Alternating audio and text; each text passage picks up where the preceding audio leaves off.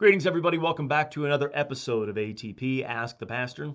I am Pastor Joshua Sullivan at Holy Cross Lutheran Church in Kerrville, Texas. Don't forget to subscribe to ATP if you haven't done so already, and click that notification bell.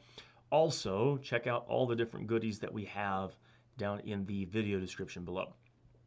Today, someone writes, "Dear Pastor, would you clarify the Lutheran teaching on self-defense? Particularly, do moral obligations change in situations when other parties, such as one's children or spouse, are in danger of evildoers?"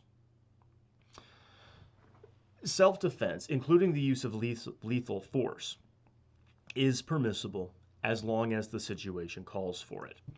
The Lord sanctioned lethal self-defense for Israel in Exodus 22, verse 2. Moses writes, "If the thief is found breaking in and he is struck so that he dies, there shall be no guilt for his bloodshed. If the sun is risen on him, there shall be guilt for his bloodshed. He should make full restitution. If he has nothing, then he should be sold for his theft." So in ancient Israel, if someone broke into your home at night, you can strike him. And if he dies, you're not liable for murder. You have no idea what his intentions are, to steal or to kill. While this is a judicial law of the Old Testament for the nation of Israel, and therefore not binding on Christians, it is rooted in natural law, which leads men to defend their own lives, the lives of their families, and their neighbors from lethal threats. Now, Luther, he rooted self-defense in both positive law, that is man-made law, and natural law.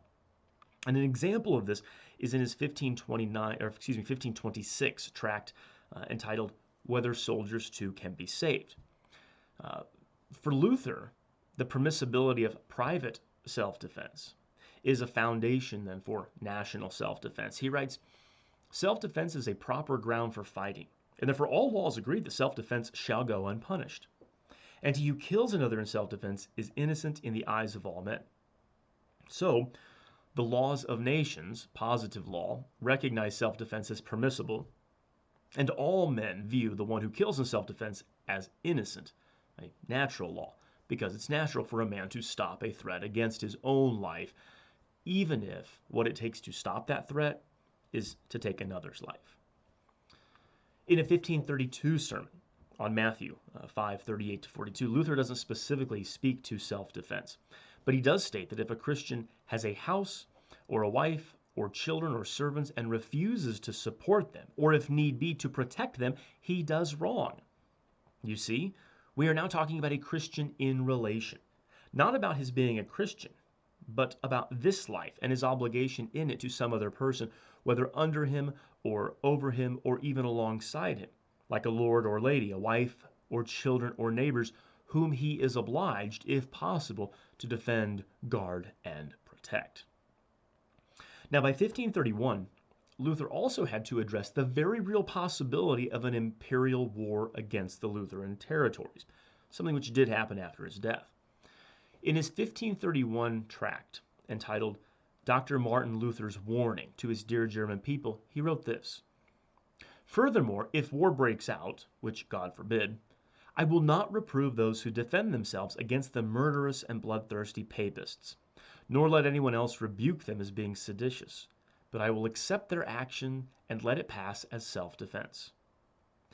8 years later, in a 1539 disputation, the reformer states that the second table of the law, as well as natural law, commands us to maintain, nourish, protect, and manage our body and life, and that this defending oneself against a thief, even if it means you have to kill the thief. So Luther acknowledges that God's law and natural law allow for killing in self-defense against a lethal threat. One scholar, Eric Gritsch, notes that for Luther, individual Christian violence is justified to protect oneself and one's neighbor, and such violence is the highest form of faith active in love. Self-defense and defense of a neighbor in the face of extreme danger then are to be viewed as part of natural law and Christian vocation. It wasn't just Luther that took this view. Other reformers, such as Philip Melanchthon, Johannes Bugenhagen, they wrote in favor of self-defense. But perhaps the clearest Lutheran statement about self-defense comes from Johann Gerhart. He writes, because the defense of our own body and those of our neighbors conforms not only to the law of nature, but also to the law of love, almost everyone claims that such defensive homicide is lawful if due conditions are observed, especially that of inculpable protection. Exodus 22:2. Yet, because in this case one could easily leap over those things that are required for the precondition of inculpable protection, especially since zeal for revenge and the fires of anger sometimes rush upon the unwary, it is safest in the forum of one's conscience, more to mourn and weep because of that bloodshed, rather than to boast and to be elated. Better to accuse one's deed before the judgment of God than to excuse it. Better to ask forgiveness for Christ's sake from the mercy of God than to bring that act into God's sight. So here we see Gerhard doing something very similar to Luther and others. He appeals to natural law first. It's natural for anyone to protect his own life. That's why if you throw someone that can't swim into a lake or river, they're going to instinctively thrash about, trying not to drown, trying to preserve their own life. It's why when a person is attacked, then they either fight or take flight, then, because of that natural instinct that comes with having been given life, that natural instinct to stay alive, to protect that life. So the desire to live and to preserve that life, it's built into our nature. Now, he then appeals to the law of love for one's neighbor. So love for one's spouse, children, and others demand that we protect them. And if necessary, we use lethal force. Now, he notes, however, that due conditions must be observed. So the amount of force must be proportional to the threat. If it's a lethal threat, lethal force is allowed to stop that threat. The one defending himself, then, should not be defending himself with the zeal for revenge or in the heat of anger. And Gerhard then goes on to cite the example of Abraham in Genesis 14:14. Abraham is a private citizen in the land of Canaan. He didn't have any political authority over the kings of Canaan. But yet when they come and they kidnap his nephew Lot, when they capture him, then Abraham arms the men of his household, and they go and they get Lot back. And so Gerhard argues from that example that if that was allowable in a case of necessity, how much more is one allowed to kill one's foe to protect his own life? Gerhard then goes on to note further that Christ didn't take away civil laws of any nation, nor did he abrogate the natural law. So for Gerhard, defensive homicide is lawful if it's truly in defense of one's person or neighbors. Spiritually, however, he says that if one must take a life in self-defense, it's better to lament that homicide and to ask God's mercy and forgiveness for that, rather than to excuse it or to boast about it, even though it is lawful. Now, Jesus says in Matthew 5:39-41, I tell you, do not resist an evil person, but whoever slaps you on the right cheek, turn the other to him also. If anyone wants to sue you and take away your tunic, let him have your cloak also. And whoever compels you to go 1 mile, go with him 2. Those 3 examples that Jesus gives are all non-lethal.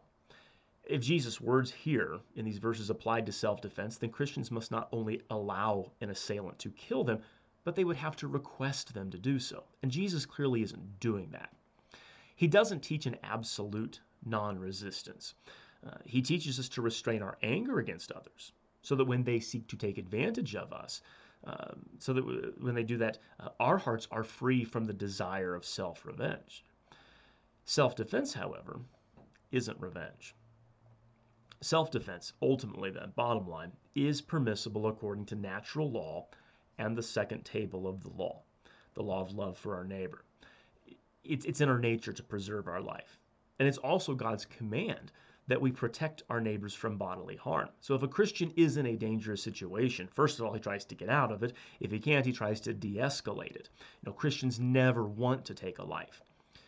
But if a Christian or his neighbors, especially his closest neighbors, his spouse, his children, his family, are threatened with lethal force, then he must be ready to use lethal force to protect those whom he loves because God has given him the vocation and responsibility to protect them.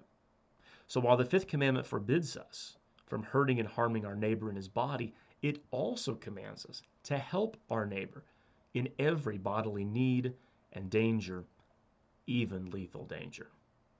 That's self-defense. We'll see you next time on ATP.